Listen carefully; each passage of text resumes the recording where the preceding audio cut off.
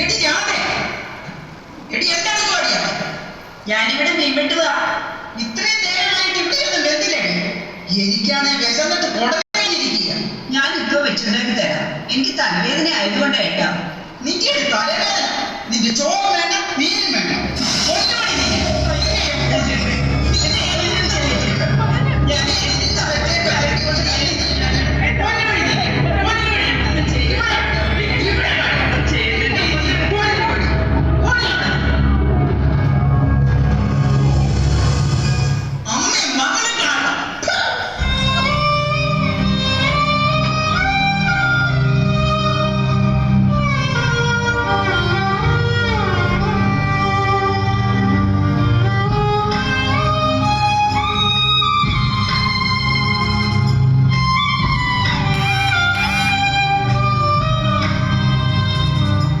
വേദനത്തിനർഹതയില്ലാത്ത അടുക്കള തൊഴിലാളികൾ, നിങ്ങൾക്ക് വിശ്രമിക്കാനുള്ള സമയമല്ലിത്.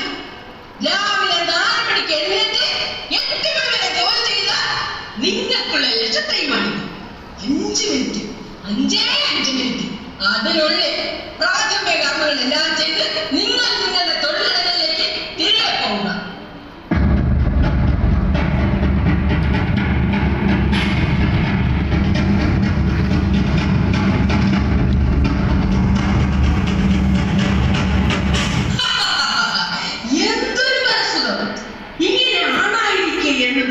മനോഹരമായ കാര്യമാണ്.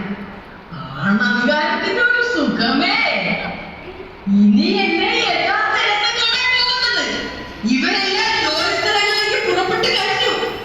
അവിടെ നമുക്ക് കാർഷിക്കാരാണ്.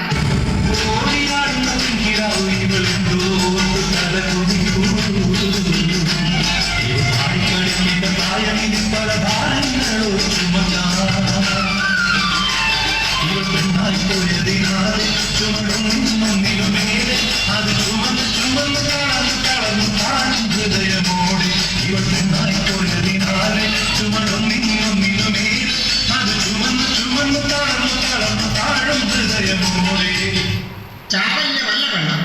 സരസഭാവനകളുടെ കാൽപ്പനിക ഭാവങ്ങളുമല്ല.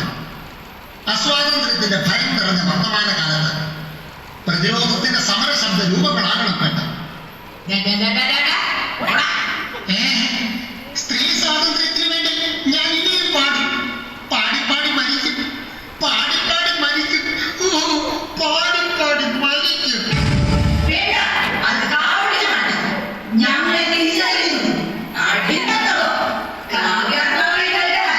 എന്ത് സുഖം!